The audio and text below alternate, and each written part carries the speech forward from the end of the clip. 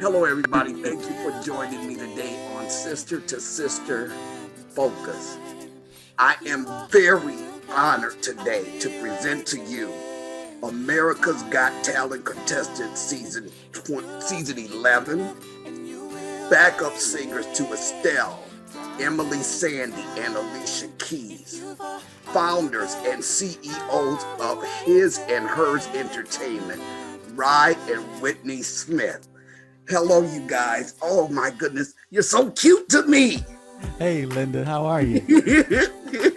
You guys are so darn cute to me.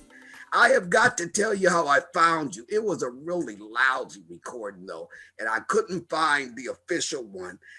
I caught you guys at your reception. Oh, okay. a wedding reception. Okay.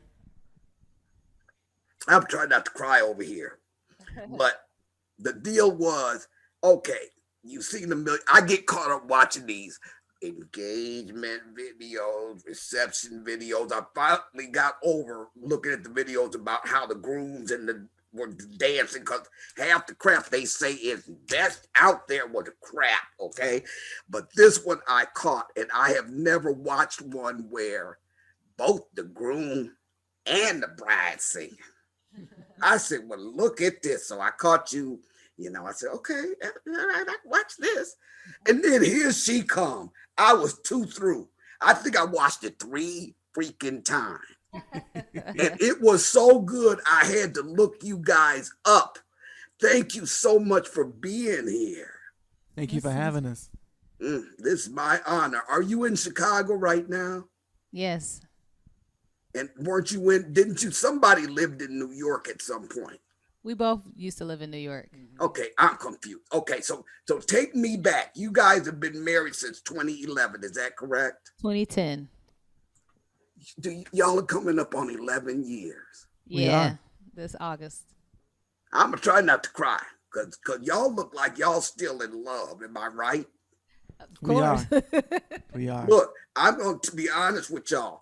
If there's a man out there that can take my behind 24 hours a day, every day, go to work looking at my hiney, I want God to show me that joker and just sit him right here, just knock on the door. And I just got to ask you, how do you guys, especially in the middle of this pandemic, deal with conflict, disagreements? And let me tell you why I'm asking you this. I'm asking you this because as a fellow musician, I know that the creativity aspect of what you do can be negatively impacted if you don't deal with crud.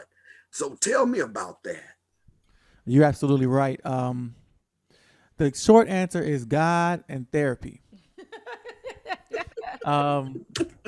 We were friends for quite a while before we got engaged and got married. So that's definitely been the foundation of our relationship, or at least the start of it. And as we've been going through these years of marriage, we're learning that we each deserve the space to evolve and grow, to be our authentic selves. And so that takes patience and compromise and understanding on the other party. So through this pandemic, literally God and we started getting therapy, getting counseling, which has helped us kind of navigate through conflict. Yes. We've always been on each other's team, but there becomes a point when you can only do so much, right? So as her husband, I want to be her husband more than what I want to be her counselor. And as my wife, she wants to be my wife more than being my counselor. So we sought outside help, a professional who is unbiased but is for our relationship, and definitely been gaining tools and putting them into action so that we can really, really have a strong marriage. Okay. Well, Whitney, what led you guys to therapy? Like he said, there was only so much that we can do just with each other. I think it's important to get professional help and an unbiased mindset that's for the union, for you guys working it out, and then somebody that can just give us some practical homework and assessment and just some practical things to do to get through it. I mean, like he I feel like I'm already saying what he said. He pretty much said it all. So Right. us working together, we work together a lot, and so it is very intense because both of us are teachers. We're both very opinionated, and so in creating things, it's like, which idea do you choose? Is my idea better than yours, or do we put our idea together? Or so even just the work aspect alone is challenging, but then even in the marriage, it can still be challenging because we do all of it together all the time. So even just getting that counselor kind of helps us divide the marriage and the business, and to separate it so that we can understand who to be in these different roles within the whole thing. So I think I know, and I'm so sorry because I probably worded that wrong. Because I guess what I'm trying to get at is, first of all, if you all came to that decision, okay, without it being in any conflict or any pressure in the relationship, then hallelujah. I wish that more of us out here would like that. And I guess what I was trying to get at is, was there an incident or was there something that happened, a turning point, or you all, what was the incident that led you to understand that therapy would be beneficial, especially being a Christian couple? Because a lot of us, Yeah, no, absolutely. We actually should have got counseling way before last year, and we talked about it. But we hadn't found someone that we felt safe with to do that. And yep. you know, again, we're good friends. We work well together, but we still have conflict. So there are pressured situations. There are misunderstandings. There is, her perspective and my perspective that can seem like it's in disagreement. And we got to the point where we're like, we've already done as much as we can do within ourselves. Looking at it on the Yeah, way. we've been, we try to talk the right way when we have conflict. We try to see things in the proper perspective, but there still is some help that's needed. We still need some help to do it in a healthy way. Yeah, sometimes it's really challenging to give advice to each other. Like, there's certain Giving advice, go girl. Yep. yeah, to suggest certain things to each other, because even though you're on the same team, if you're offended, sometimes how you perceive what a person is saying is not the same. So if you get a person that's not in your relationship that really just they can say what they want to say and you can receive it So honestly much from better. them. Yeah, so much better than you try, because you could just always assume somebody means one thing or they're not really saying it if you already feel like you have trust issues or you have trauma, or Here it is. so it's just having that proper perspective, sharing like, okay, this is what do you think this person is really saying, like kind of really mediating to get us to communicate in a more healthy way. And you know what that takes, though, and I learned this the hard way in one of my many marriages, hate to tell you, is that a lot of times I was seeing based on my life experiences and mostly based on what I had not dealt with in my life experience. Right. What I was so in such denial about that I even didn't realize that it existed. And I can't say that I made the wise decision that you guys made in that, which explains why my hiney is divorced right now. I guarantee you that was really excellent, because the working together, the creative aspect, I really sense that you all have a great respect for one another. And a lot of times when you're that close, the respect element kind of gets lost in the noise. And you know what I forgot to say to you guys? I call y'all Ashford and Simpson 2.0. That's me. Okay. That's just me. I got that sense from the two of you when you all were, number one, how many threats can one son of a gun be? You write your own music. You got somebody who plays the music. You guys are lyricists. You can sing your butts off. My thing is, record companies should be trying to eat that up, a self-contained couple like that. Do you play anything, Whitney? No, I don't. I like pretty much beatbox my ideas. Okay. Who does produce though? Yeah. Okay. And you, but you, Rai, you play. What? How many instruments? I primarily play the piano. Okay, Yeah, that's all it takes, please. I want to play the guitar though. Oh, I used to play the guitar. Oh my Really? God. I can't wait till you pick that up. The worst part for you, you already play the piano. So the worst part for you is how hard it is on the tips of your fingers. Yeah. Yeah, I got you. So I noticed that you guys like a lot of Motown. When you all auditioned, you did, wasn't that Motown you guys did? We did "You're All I Need to Get By," which was written by Ashford and Simpson, but performed by Marvin Gaye and Tammy Terrell.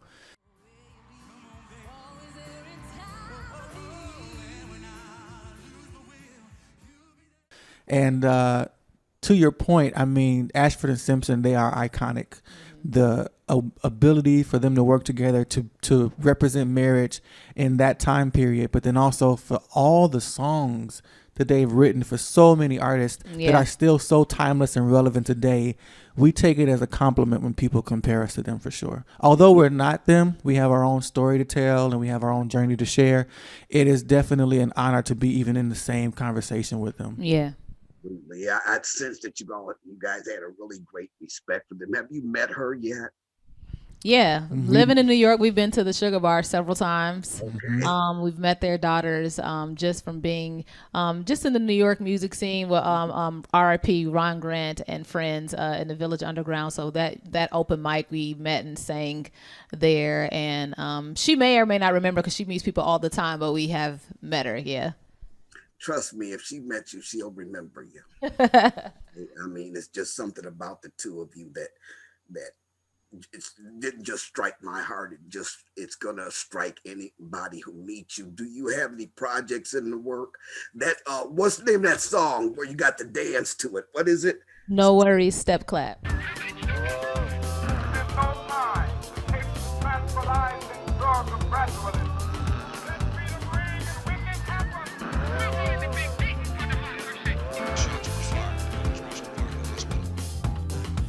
You've been fine, fight on. The most disrespected person in America is the black woman.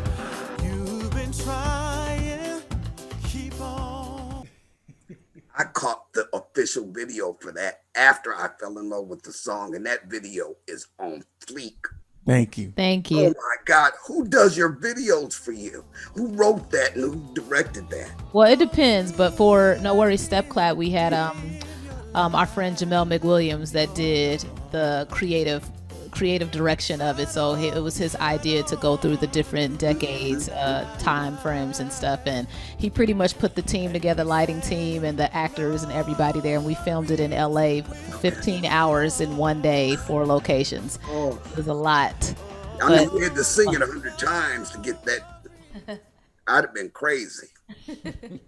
But are you pleased with the way it came out? Because that's a powerful concept. We love that video. It's what did you say? Oh right, we've had a video filmed for it before even that video came out, and it was a good video, but it wasn't completely right. So this was actually the second attempt to the song. So the song had been out for years, actually. So when we did the video, we didn't really have to memorize much. It was more so the endurance of doing the dance in 111-degree weather outside. Yeah. And Oh my God, it was that hot. It yeah. was. And I had on a track jacket. Right, and I had on a wig and it was hot under there. You guys are great actors. Thank you. I paid great attention to how well you acted. Nothing seemed fake, and it just seemed like you fell into that. Are you all interested in doing any acting? For sure. Absolutely. Yeah. LA, have you auditioned yet? We have actually sent in some audition tapes for a few opportunities. We got connected to someone who's actually going to be helping us in a capacity of like mentorship to get us more acclimated with that side of performing and entertaining. But we're very excited to like venture more into that as actors, but then also our music being licensed in some of the Definitely. movies and some of the TV shows as well. Shut up. But that's what we would like. That's a goal of ours that we would like for commercials. Sorry, I'm hearing that like that's going to be already done. Yeah. That's how I'm Yeah. hearing it. You know, Ooh, you all are serious. So, are you in with BMI or ASCAP? I'm with ASCAP and she's with CSAC. CSAC. Okay, now CSAC, I never heard of that. How long have they been out? They're newer. They're a newer publishing company, but Okay, they have more of a hands-on approach with their members. okay, because you know BMI. Okay, I'm with BMI, and they get kind of big. Their ASCAP is bigger than BMI, even. Yeah. Yeah. So that's great. Now, do you have I know you got the production company. Are you also acting as your own publishers? At this point, everything is self-contained, like you said. So we're writing, we're producing. I'm mixing and mastering now, and we've just decided to not let anything stop us from moving forward. You know, we're also looking forward to being able to trust people and delegate responsibilities. But we also know we got to do what we got to do at this point. So Yeah, that's yeah deep. What I learned from just watching from the inside out. I wrote for the Shy Lights for years, and they recorded like 3 of the songs I wrote with the lead singer. And when you're in that environment, you hear a lot from. In other words, it was like 22 years before I realized the kind of greats that I was coming up under. I didn't even recognize they were just people I saw every day. And Yeah. one of the things that really I'm concerned about when I see new artists is that they're not doing what I see you guys doing. It's so important that you maintain your control over your creativity. It's so important to understand that the money's in the publishing, the songwriting. Yeah. You get out there, you go on that road, work your butt off, and then once you're off that road, then your money quits coming in. It's Yeah. been really hard for me to watch a lot of highly talented individuals not pay attention to the business aspect of that. Yeah. And I just want to commend you guys for being full circle for it, the way I've concluded about what I've seen is that when people are highly creative, generally they just are so focused on just the creativity, and they're just clueless and just don't even have an interest in the business. And a Yeah. lot of people get hurt like that.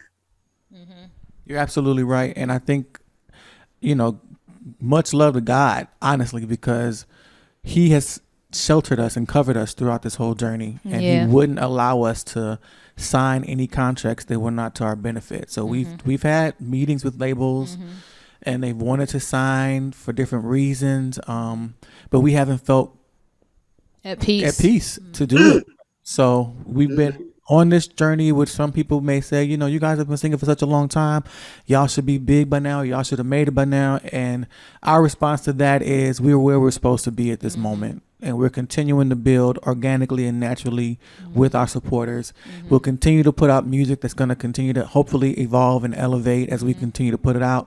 And then we're trusting that the lane that we're creating for ourselves will bring the type of marketability and the type of return for what we're putting into it.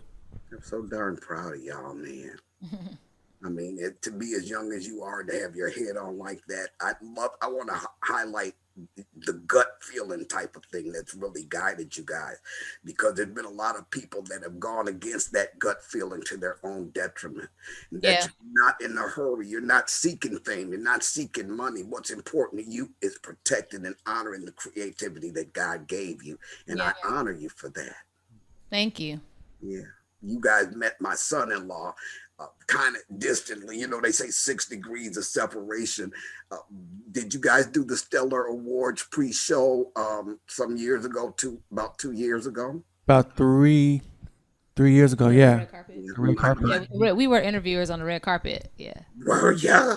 Yeah, that's what we did. Shut up. Yeah. Oh, okay, then maybe you didn't meet him, because when I mentioned to him what I was that I was getting ready to interview you guys, he knew you right off the bat, and he was under the impression that you guys sang. We did perform at many different events throughout that weekend. Yeah, there We were did- different showcases throughout the weekend that we were a part of. We just didn't sing specifically at the actual Stellar Awards. Right, understood. And He might have seen us. Yeah. yeah, he did. He opened one of those events that you sang. He was with What's his name? His name is Gregory D. Myers. He called himself Gregory D. and Company, and he had a song out called More Than a Conqueror at the time. I believe he sang and he was the opening act on one of the shows you guys did. Got you. Oh, okay. Okay. And I know you guys don't remember him, but he knew exactly who you got. Hey, that's great. Let me ask you guys something. If you, first of all, well, I see things sometimes, and okay, so I'm just gonna put it out there like that. I see you guys with your own label, and I see you guys bringing up other artists underneath you. That's where I see you guys going. And the reason I get excited about things like that, you're hoping to use your own music in these movies and stuff, is because I don't know. I'm sorry. When you said it, I just think you're going to really be doing that. I mean, I really honestly do. And I guess what I want to know is, did you both go to University of Illinois, or were you at a different college? Yeah, I was at Parkland and he was at the University of Illinois. Well, how is he singing in your gospel group? I don't get that. How did you guys meet? Well, the gospel group wasn't through a school. Okay. Yeah. Okay, I'm saying. Yeah, it was just a more so of a local talent being brought together. So really yeah, and then he joined it. Okay. So was it love at first sight? No, we weren't even, honestly, the day that, so it was a album release party for the first album. Okay. And one of our tenors was actually going to pursue other things. So he was actually coming in to be the new tenor. But my grandmother actually had just passed away. So I was there kind of just trying to be present. I wasn't even really looking. And I also had a boyfriend at the time. And so it really wasn't that. But during rehearsals, him and we actually just started building the teamwork that we have today with arranging stuff. When we would go into the studio, we would be arranging parts and teaching things, and like just literally what we're doing right now. It was just cultivated organically then. And then eventually when either one of us weren't in a relationship, that's when we like developed our own friendship and cultivated it more and more, still through music, still through performing and singing different places. I know people often want to say, like, you know, how'd you fall in love? But we've adopted the perspective that we are growing in love. Yeah. And so it started as friends, like platonic friendship. She was like my little sister. And I would take her everywhere, and she was my best friend. If I would have gotten married to somebody else, she would have been behind me on my side. But in worship, I remember clearly we were in worship and God told me that she was my wife, and this is before we were together. So, you know, he knows what he's talking about. Wait a minute. That part of the story isn't out there. Get out here. So, okay, from the time you guys met and there was no interest, yada, yada, till the drunk dial where he was trying to tell you how much he was crazy about you, Heine, how much time passed? We met in 2002, summer of 2002, and then I was tipsy. I wasn't drunk. I called her in 2006. Yeah. Okay. Yeah. Oh wow. We dated for about 3 years. We got engaged in 2009. Then got married in 2010. So wait a minute. Where's this engagement video? Those are ones I love to watch. Those videos where they surprise you.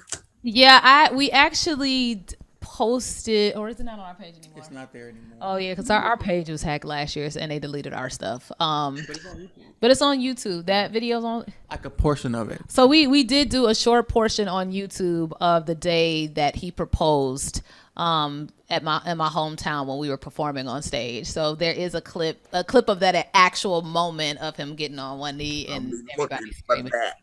And you know, but that was before the cameras were amazing on the phones, right? So it's fuzzy, it's a little dark, you know. I made it through the reception. I'll make it through that. I'll know who I'm looking at. That's all I need to know, man. You guys, so are you both from Chicago? That's my hometown. I'm from Champaign, Illinois. But he's from Chicago. Yeah. Black people down in Champaign? For sure. Lots of them. Okay, my bad. Okay. I thought that was a white town. Okay. I mean, some of the school, it's mixed, really, honestly. Yeah. It's a good mix. It's a good mix. That's cool. Let me ask you this. How many songs do you have in the can? Talk to me. We don't know that number because it's a lot of different. I would say at least, and this is being very, very modest, I would say at least 75. What? Yeah. Original stuff. Yeah. Stuff that we've written with other people, stuff that I wrote when I was in college. I released singles, CDs when I was in college. Okay. But then we always write. We're always creating something. And so they even to the thought of like ideas or even voice notes in our phone. Yeah. It's a lot. Oh wow. And so we've just been trying to be present with God to know what needs to be released and when it needs to be released. Yeah, not just to put music out just because, like, just to say we have something for people to listen to. We like for it to be intentional, because when it's intentional, I feel like it has the impact that it needs to for who it's needed for. So, like during the pandemic, the beginning of the pandemic last year, we were in the middle of working on a whole nother project and stopped. And then we created a song called Get Well Soon. And a few of our friends. I saw that was heartrending. Yeah. And our friends that actually had the virus are living. Thank God. They beat it. And so, yeah, that was inspired because a lot of them were saying that they couldn't breathe. So we were just making it a declaration of saying, I'm well, I'm better, and you're stronger than you know. Just trying to encourage. Like sometimes we feel like our music is the music not for the riots, but for the in-between time to kind of navigate people through the traumas and the ups and the downs. It's like, all right, we feel this way. You feel your emotions all over the place. You angry, you happy, you sad, you this, but let's get through this. Let's get well soon. So Get Well Soon was not totally for the people that were literally sick, but even just mentally, because 2020 in itself was traumatic. Like the whole year, there were great things that happened that year and a lot of bad things that happened that year as well. So it was really a declaration to everybody, to all of us. Even still, it's just get well soon. You're stronger than you know. It's like you can never not tell somebody that and it not mean something. We're always, every month, every season, every chapter, there's something that we're trying to overcome, even psychologically or emotionally, that it helps when you hear those words. Okay, I'm stronger than I know. Like sometimes you really just have to remind yourself that. All I can say is I could take it halfway through and then I was a basket case, because the thing about you two is it comes from the heart. Yeah. It comes from the heart. And when I watch that clip of you guys, okay, here I go. Okay, I'm putting myself together here. When I watch that clip of you all getting the feedback from the judges the first time you performed America's Got Talent, and just the way your tears welled up in your eyes, I just pray to God that no matter where he takes you guys, that the heart that I feel in the things that you're doing is always there, front and center, because that's what makes you a standout. Okay, thank you. It's caring about people, even beyond caring about being a good steward over the gifts that God has given you. I mean, I think you guys are just cute. Look, Whitney, I've been wanting to ask you, did you study voice? Because when you sing, it almost sounds like that you've had voice lessons or something. I did not. I have no degree in music at all. And the only training that I have done, I've only worked with a guy, Ron Anderson, that just that warmed our vocals up for tour a few times. But I've never had like a teacher. I've never done that. I teach, but I haven't had a teacher, although we are actually getting acclimated with teachers in this.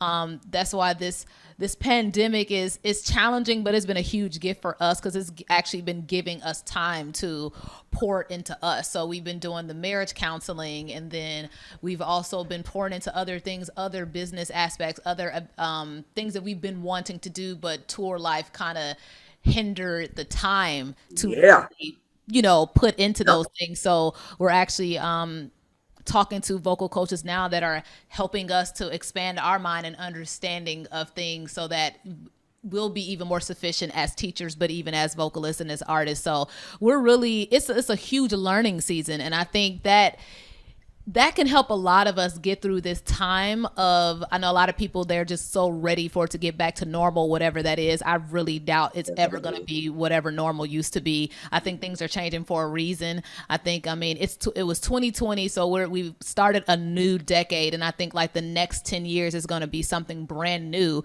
But if we can embrace this moment and take the time to actually start learning guitar, or do those things that we've always wanted to do, I think we'll actually surprise ourselves and be equipped for something we didn't even realize was getting ready to happen. So us being intentional about our marriage and the vocal coaching and the vocal health and the physical health and just a lot of things that we're doing personally, I believe is really prepping us to have a foundation and to have endurance for whatever is getting ready to come out of this. Yeah, right. How many dadgum octaves is your voice? Your false is pretty strong, man. I'm saying, okay, so I heard him hit that note. Now he comes with this note, and then I listen to another one say, how high is this joker gonna go? What's your range? It varies. I think I would say a good 3. Okay. But I am learning different ways to access other parts of my voice. So, Yeah, because your false ain't weak, dude, at all. Thank you very much. Yeah. As a matter of fact, I'm glad that you said that. I used to be only most comfortable with my false, and so Really? I've been recently now, maybe in the last 5 years or so, really embracing the different textures of my voice. Yeah, same. Yeah. See, because what I loved is, that Tammy Terrell and Marvin Gaye song. Very unusual harmonic line, and not everybody can really capture that the way that you did. I really like the way you captured that, and I'm shocked that you used to sing mostly in your false, because your deeper voice, when you get down in those lower registers, man, that's the ticket, man. That's the money shot right there. I'm with you now. I've been for many years. People also just called me a smooth singer, and I didn't really know the value of that. And so again, I'm just learning how to appreciate all the different textures. Some might be smooth, some might be airy, some might be clean. Yes. It's all a part of my expression. So thank God for growth. Thank God for like self-acceptance. Yeah, for sure. Same here. I love those videos. Okay, a couple of things y'all do. Keep the drive alongs coming. Cartoons Tuesday. Oh, Cartoons Tuesday. Oh man, it's like the way. Okay, first of all, from watching your videos, I know that you guys spend hour after hour after hour rehearsing with each other. I know that. But when the car times come, it's like, oh, that's impromptu. They're just doing that off the top of their head. Now, I know better, because I know you guys are people of excellence, and you probably have practiced it 100 times. Again, I can just hear you now with Whitney. Again. Yada yada yada yada yada yada. Again. Yada yada yada yada yada yada. It'd be on point, man. Accurate. That's very accurate. And then those minutes those where you're wrapped in his arms, Whitney, and y'all are just chilling on the sofa, and you allow us into those moments. I love that. I love that. Now, my next question, well, you already took care of one of my questions when you said that you've been really developing yourself personally, emotionally, in your marriage and professionally. Do you see yourself going back out on the road when Alicia goes back out? Is there any question about that? And when are you all going to start your concert schedule again, if you're going to do that? That's a great question. At this point, we don't have any information as it relates to us going back on the road when she goes back on the road. I don't know if she's going back on the road.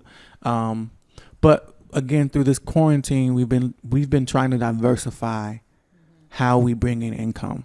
And so if she does go back on the road and they ask us to go with her, we'll have to, take that in consideration of what we have going on. We've started to do vocal lessons. We've started even a program to train people to do supporting vocal work and background work. And so we also will be doing life coaching and That's know, my area. relationship coaching. So depending on our schedule at that moment, we'll be able to decide what's the right thing for us to do. For us to do, because y'all going by that gut. You all really listen to God when you make your moves, man. Give me a list. You just listed some of them. Did you miss anything? I want the audience to know all that you guys are offering. Did you miss anything? I mean, my wife does hair. She's a self-taught barber, But but I'm not accepting a whole bunch of people in my house, so that ain't they Hey, can. my comp. I've had some family members come over to let me cut their hair during the quarantine because they said that barbers was too expensive since then. So I've been able to get a little more practice in on fading and cutting and styling and stuff like that. But that's just a talent most people don't know that I have. But Now it's out there, big time. Now it's your butt. but the reality is, as her husband, I don't really. Her rates need to be all the way up, right? Because this is your time, so we could make it a certain amount of money if we spend an hour as a vocal instructor. That same amount of money needs to be made if you spend an hour on somebody's hair. That's just me as a provider thinking, trying to work out the hours and the. Let me ask y'all this. We Christians, I really want to get into some things because I want people to understand the rubber meet the road of some things. Now, what I love and what has pulled on my heartstrings, this conversation, RAII, is the way that you present. You present as her cover, her protector. I mean, you haven't had to say that. It's just that I know that you are a man of God, and I see how you honor your wife. So what I want to do is open up the discussion to explain to people how being submissive as a wife, according to the Bible, is not about being oppressed by your husband, and how that dynamic is played out between you. So this is a good question, and I've been talking about it a lot lately.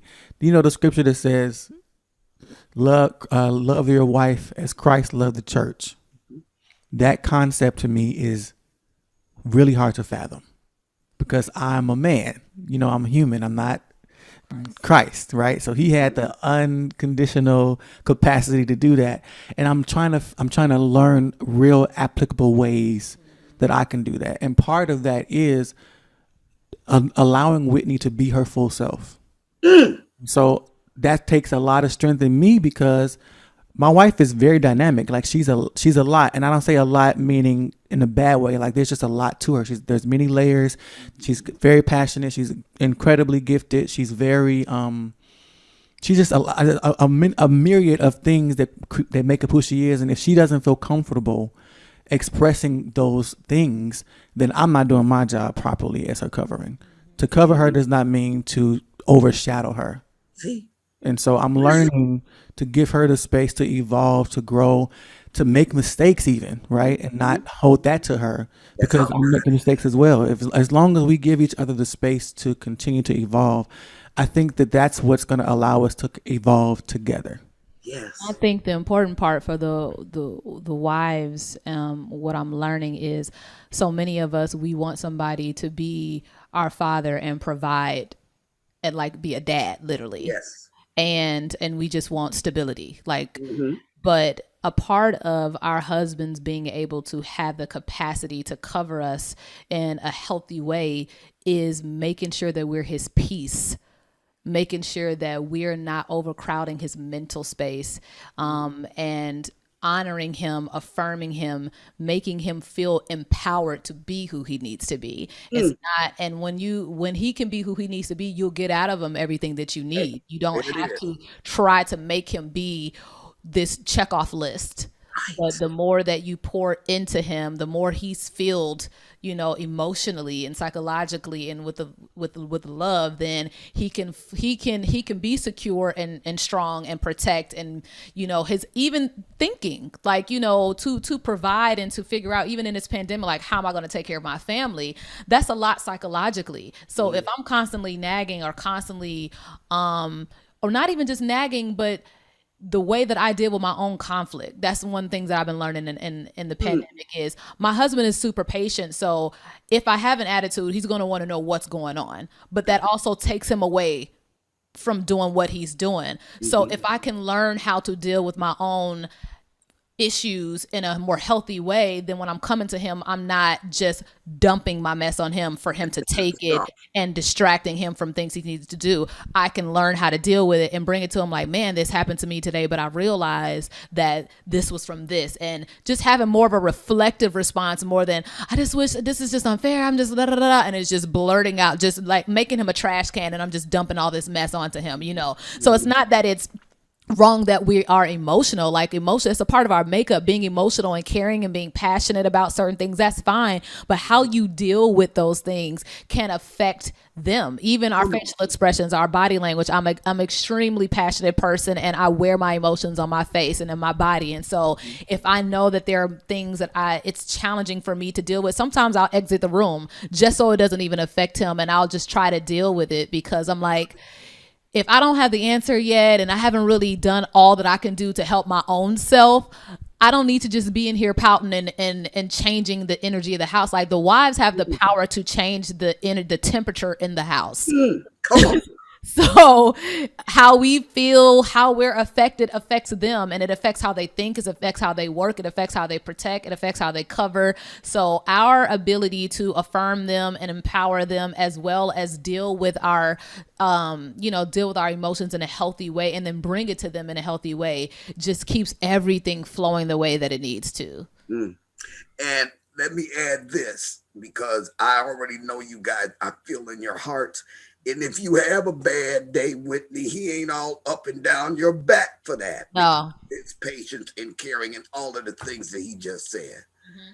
I mean, you just said a mouthful, because it is those internal conflicts that we often can make the mistake of dumping on somebody else for. In other words, you are my husband. You are responsible for keeping me happy. And that is just the wrong deal. No, it's not.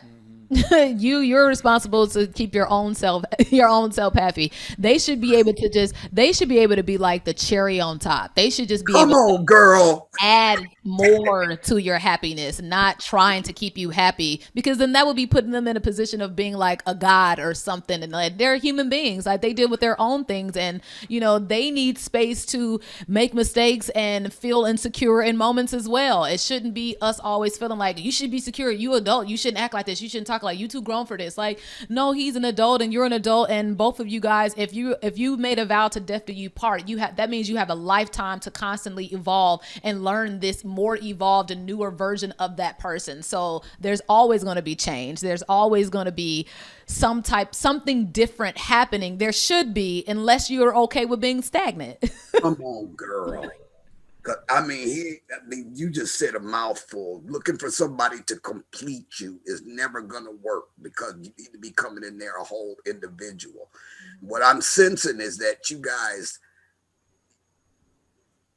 I don't want to say revert to, become friendship is such a powerful foundation for any relationship. Yeah. But I sense that you all go to that friendship, that's the constant. And where we get into these so-called roles and we're tempted to do all of the stuff that you just spoke about was not good for the relationship. Yeah. You can always go to that friendship part as your foundation. And then, because, being married to your best friend, you can lose the best friend status if you ain't careful. Yeah. And you have to maintain that friendship. And sometimes you have to count on that friendship. Say, okay, now I'm coming out of this tripping mad as his wife. No, this is my friend. So let me talk to him like if all we were friends. Yeah. Would I be tripping like this? See? Yeah. Yeah. I feel y'all. Wow. I just love you guys. Oh my God, let me stop. I keep trying to get emotional here, because just the sunlight and the way you all respect and love each other is such an example. I'm so glad to hear that you have decided to mentor younger people, or whether that's in the music space, the marriage space, the life space. I think that there's a powerful example that you two are, because anybody can hang out a shingle and call themselves a life coach. Is one of my pet peeves about the profession. But when your life reflects what you're telling your clients, it's a powerful thing.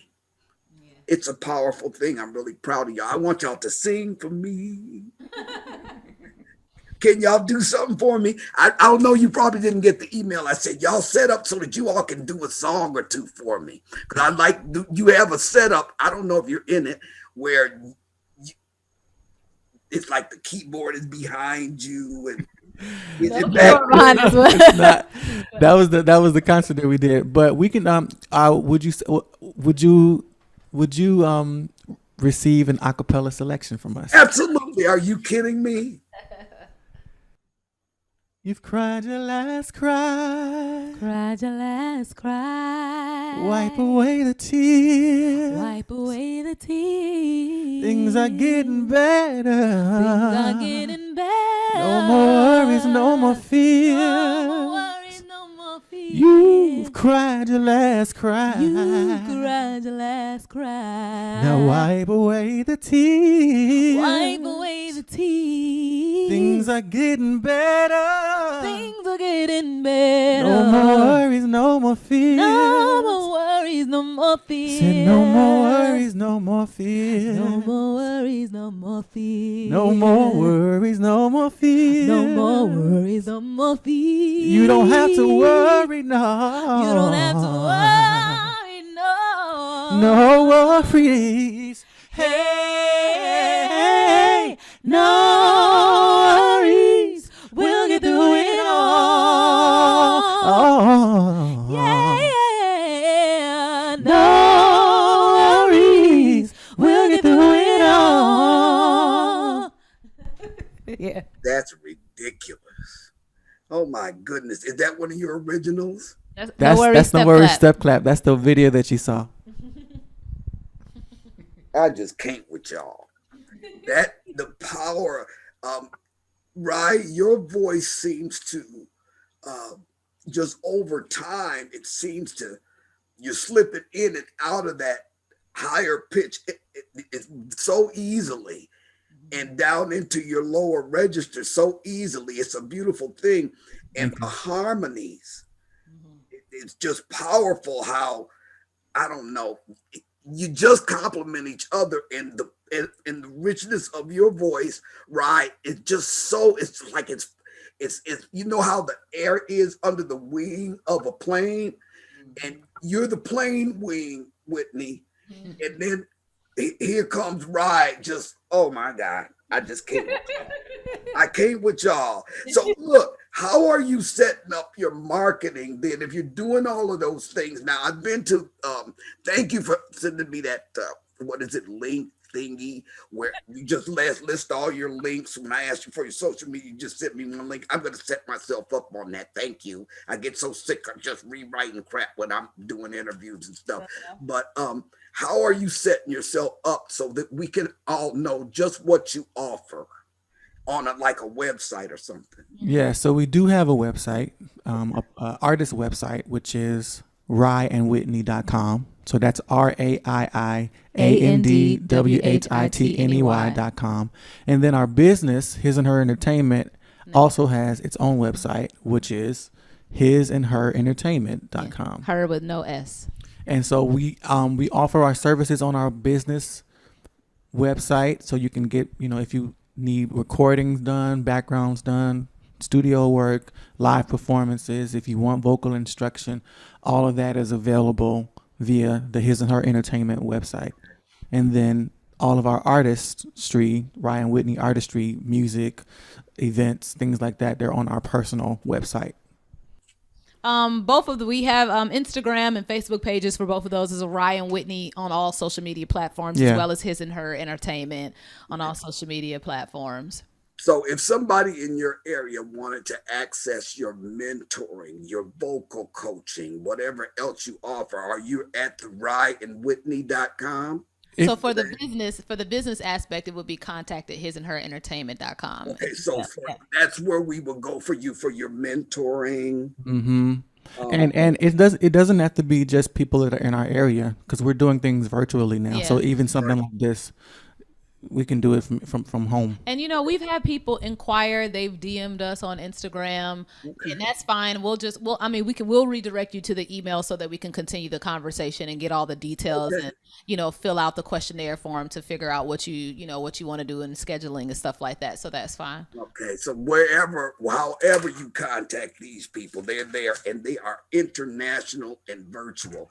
I gotta thank you guys so much for the time you spent with me. It has really Thank you for having us.